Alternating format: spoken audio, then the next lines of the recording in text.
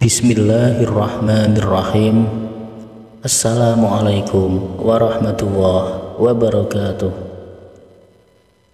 Syukur alhamdulillah kita bisa berjumpa kembali dengan channel Jazirah Islami. Harapan dan doa saya semoga saudaraku semuanya selalu diberikan nikmat berupa kesehatan dan dilancarkan rezekinya. Amin ya rabbal alamin. Sahabat beriman yang dimuliakan Allah subhanahu wa ta'ala, sholat duha adalah sholat sunnah yang dikerjakan pada waktu saat naiknya matahari setinggi tombak sampai waktu zawal al-syam atau menjelang waktu zuhur tiba. Jumlah rakaat yang kita lakukan minimal 2 rakaat, boleh 4 rakaat, dan paling utama adalah 8 rakaat. Sholat duha sangat dianjurkan untuk dilaksanakan karena memiliki banyak keutamaan. Syekh Jainuddin Al-Malibari dalam kitab Fathul Mu'in halaman 254 menjelaskan sebagai berikut: sholat duha disunahkan berdasarkan firman Allah yang artinya bertasbih bersama di waktu sore dan pagi.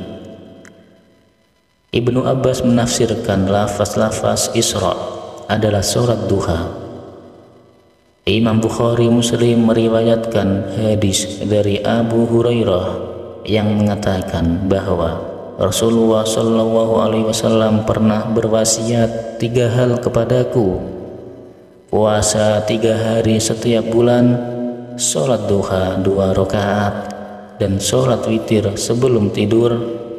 Lalu keistimewaan apakah yang akan kita dapat jika kita istiqomahkan melaksanakan sholat duha di pagi hari? Yaitu yang pertama, sholat duha kita sebagai sedekah. Yang dimaksud dengan sedekah ini bukan berupa harta, namun berupa amalan yang mendekatkan diri kepada Allah subhanahu wa ta'ala. Kemudian yang kedua, bahwa orang yang membiasakan sholat duha, dosa-dosanya akan diampuni oleh Allah subhanahu wa ta'ala. Sebagaimana diterangkan di dalam hadis dari Abi Hurairah, Rasulullah bersabda, barang siapa yang menjaga sholat duha, maka dosanya akan diampuni meskipun sebanyak buih atau gelembung-gelembung kecil di lautan. Hadis riwayat Ibnu Majah. Yang ketiga, Allah subhanahu wa ta'ala akan memberikan kecukupan rezeki dalam kebutuhan sehari-hari, baik berupa materi maupun non-materi. Keutamaan ini diterangkan dalam hadis Qudsi yang kualitas sanadnya sahih menurut Imam Asy-Syafi'i. Allah subhanahu wa ta'ala berfirman, wahai anak Adam, sungguh jangan kamu meninggalkan 4 rakaat di awal siang, maka aku akan cukupkan di akhir siangnya. Dan zikir apakah yang wajib kita baca setelah melaksanakan sholat duha agar rezeki kita dimudahkan dan dilancarkan, juga dikeluarkan oleh Allah subhanahu wa ta'ala, dan segala permasalahan yang kita hadapi dimudahkan dan diringankan, serta mendapatkan pertolongan dari Allah subhanahu wa ta'ala. Yaitu yang pertama, membaca kalimat zikir istighfar. Astaghfirullahaladzim, astaghfirullahaladzim, astaghfirullahaladzim, dibaca sebanyak 33 kali. Sebelum kita berdoa kepada Allah, awali dengan membaca kalimat istighfar agar dosa-dosa kita diampuni, taubatan kita diterima oleh Allah, karena segala doa kita, hajat kita agar dikabulkan kuncinya adalah dosa-dosa kita diterima oleh Allah subhanahu wa ta'ala.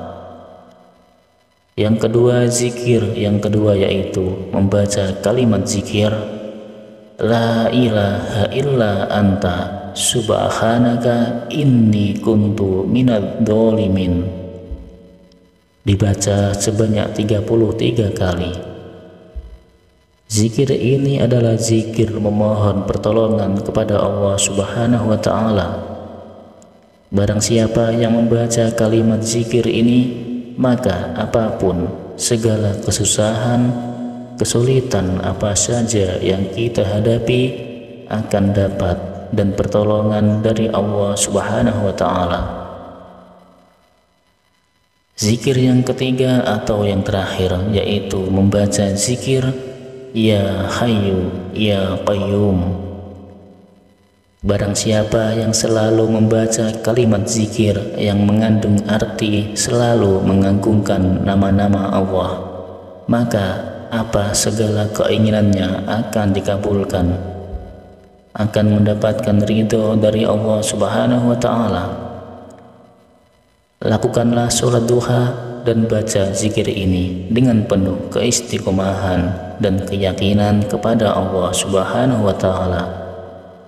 Maka apa segala hajat, keinginan dan doa kita, rezeki kita akan dilancarkan, akan diperluas oleh Allah Subhanahu wa ta'ala.